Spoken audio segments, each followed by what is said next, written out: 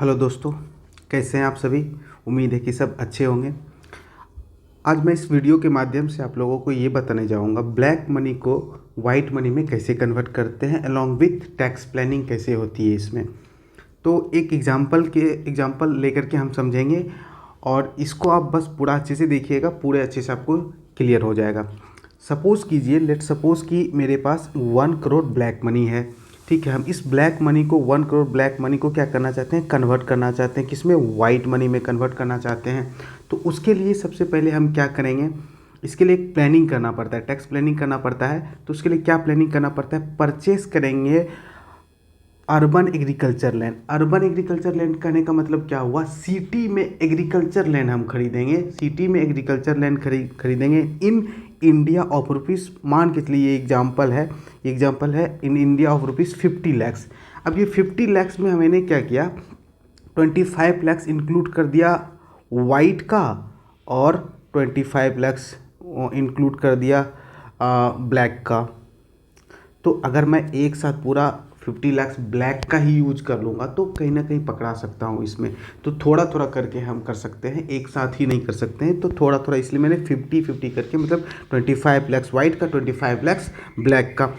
ये मैं इससे मैं 50 लैक्स का मैं क्या कर लूँगा, urban agriculture land in India में परचेज़ कर लूँगा।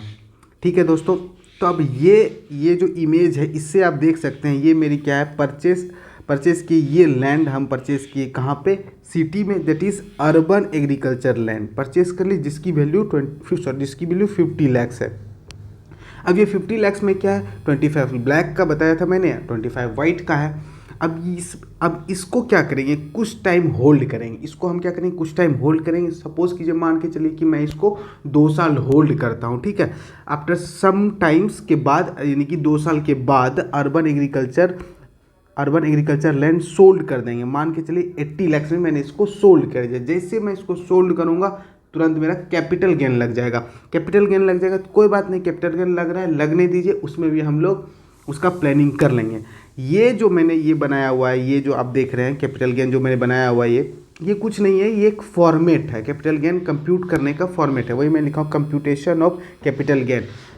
तो ये कैपिटल गेन निकालते कैसे हैं, तो वो उसका एक फॉर्मेट है दोस्तों। तो सबसे पहले हम क्या लेंगे, सेल्स प्राइस हम कितना में हम बेचे, ये वाला लैंड जो है कि हम कितना में बेचे, 80 लैक्स में। मतलब कि ये जो खरीदे थे हम कितना में खरीदे थे, 50 में खरीदे थे, 80 में बेचे। तो सेल्स प्राइस मेरा हो जाएगा 80 लैक्स, वो मैंने लिया। और यहाँ पे लेस कर देंगे इसमें से ट्रांसफ़र एक्सपेंसेस, मतलब मैंने कुछ ट्रांसफ़र एक्सपेंसेस किया क्या, जब मैं इसको बेचा तो उस मेरा बेचने में कुछ ट्रांसफ़र एक्सपेंसेस भी इनकर्ड हुई है क्या। तो मैंने एज्यूम कर लिया कि कोई ट्रांसफ़र एक्सपेंसेस नहीं हुई है। तो नेट कंसीडरेशन हमको मिला कितना, नेट कंसीडरेशन हमको मिला कितना, पूरा 80 लैक्स, क्योंकि कुछ खर्चा ही नहीं हुआ।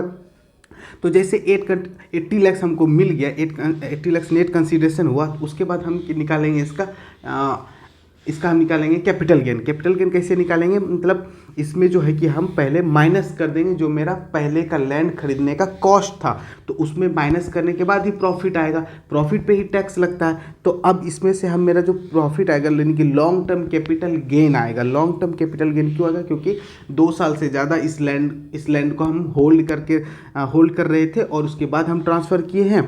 तो हम 80 लैक्स मेरा नेट कंसीडरेशन और कॉस्ट ऑफ एक्विजिशन या index cost of acquisition purchase price मान लीजिए 50,000 मेरा एग्जांपल में था। तो 50,000 इससे मैंने माइनस कर दिया, तो ये मेरा long term capital gain 30 lakhs आ गया। Long term capital gain 30 lakhs आ गया। अब जैसे long term capital gain 30 lakhs आ गया तो इनकम टैक्स आ जाएगा। इनकम टैक्स बोलेगा हमको 30 लैक्स पे टैक्स दो।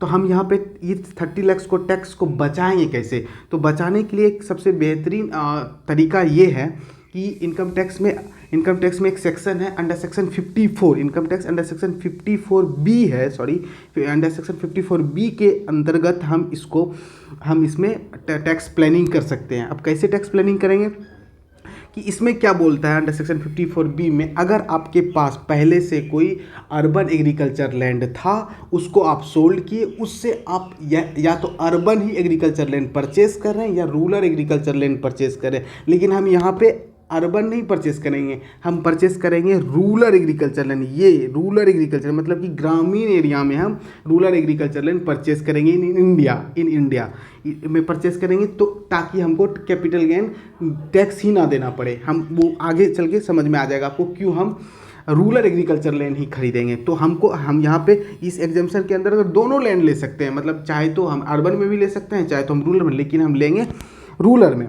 तो हम मान के चलिए कि हम जो जितना कंसीडरेशन हमको रिसीव हुआ था 80 लाख हमको रिसीव हो गया था, पूरा हम फुल्ली यूटिलाइज कर देते हैं। परचेस कर लिए rural agriculture land in India for ₹80 lakh में। 80 लाख में हम खरीद लिए।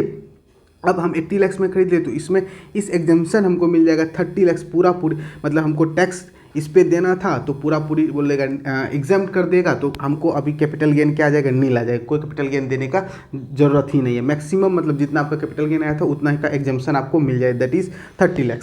तो अब हम क्या करेंगे, अब मेरे पास क्या आ गया 80 लाख का क्या आ जाएगा, एग्रीकल्चर लैंड आ गया, इन इंडिया में है।